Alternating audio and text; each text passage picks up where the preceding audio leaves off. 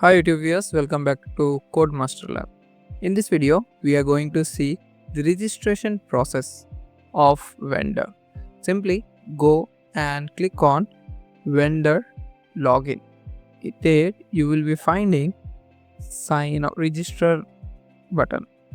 Enter the name, email address, phone number, password and the confirm password.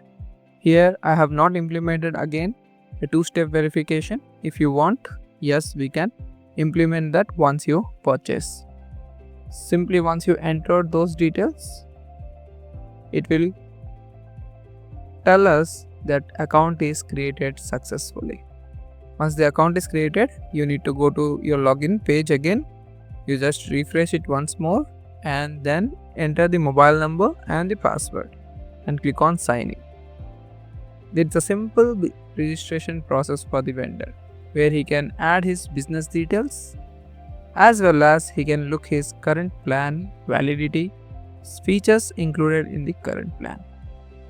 We'll go one by one all the features of the vendor dashboard in our next video. Hope you have understood this video, and also if you like this video, please hit a like button. If you want to purchase, please DM us. Subscribe for more update. Thank you for watching.